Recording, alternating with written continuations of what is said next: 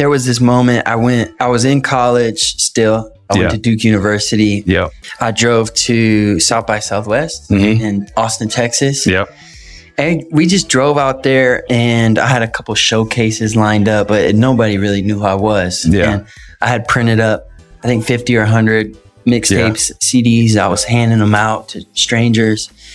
And I played this showcase.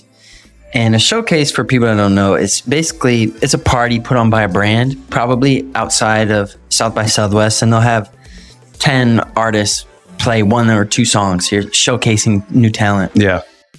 So I'm there. My show goes mediocre. A couple of people know like what I'm doing or into it. Everyone else is kind of just looking at me. Yeah. And I get off stage, and I'm with a friend of mine who lives in Texas. And I said, dude, that's Bun B. And for people who don't know, Bun B, he's one of my favorite rappers at the time. And he goes, it is. And my friend, he's very extroverted. Yeah. He goes, I'll introduce you. So he just goes up to Bun Cole. He goes, Bun, you got me Mike Posner's a new artist today. He's, bigging up me. Yeah. Bun B looks down at his phone. It was an iPhone, and iPhones were new at the time. I remember, wow, he's got an iPhone. Yeah, those were sick.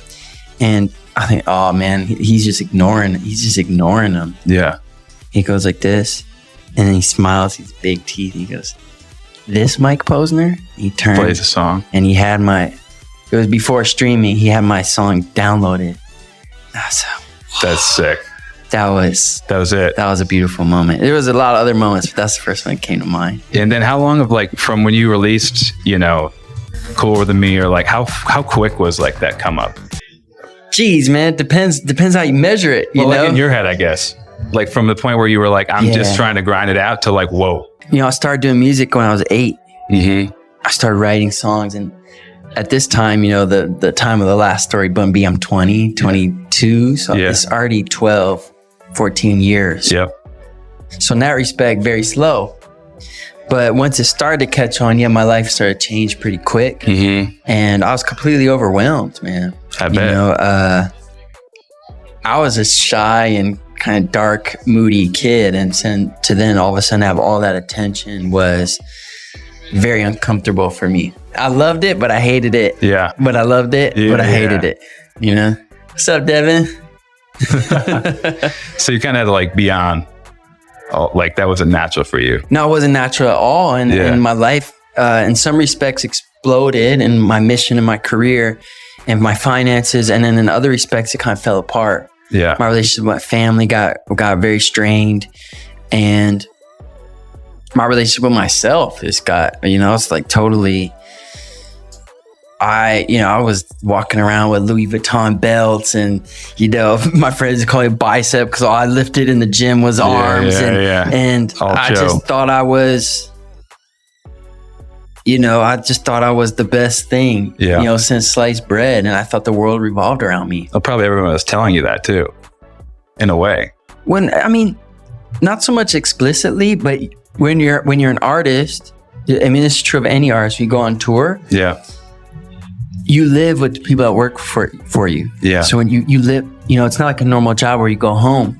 You finish the show and you go on a tour bus, and you drive to the next city. Right. And everyone on that bus works for you. Yeah. So it's not that they're bad people or they're, yes men. It's just there's a subtle power hierarchy, power dynamic of, they're your employee. And they're dependent on you. Right. And there's a reason that, normally you don't live with your coworkers. You have a family where you're grounded in a different way. Right. So I was totally convinced that who I was the young pop star, the man. Yeah. And then that kind of fell apart. But I don't think anyone would have argued with you either. If they would have met you at that time, they'd be like, it kind of fit the mold at the time. But you probably behind the scenes did not obviously feel that way. Yeah, I thought once I got popular and I got a record deal that I was going to feel better internally. Yeah. I thought my moment to moment experience of life would change. Yeah. I thought I'd feel more secure in myself. Yeah. And it's a tale as old as time. I'm not the first person with this story, right? But it just didn't. I didn't feel worse. I just felt the same. And so, but you expected it to be substantially better. I expected, before I got the fame, I always had the hope that, when I get that, everything will change. Yeah. So you can kind of bank on that and you have it in your back pocket. But then when you get it and it doesn't work, you no longer have anything in your back pocket. Yeah. And so I had to do some real soul searching. And that came because my career really slowed down. Mm-hmm. It really, to the point where I was really just considered a one-hit wonder and my career was considered over. Yeah. And so at that point I had to figure out who I really was. Yeah.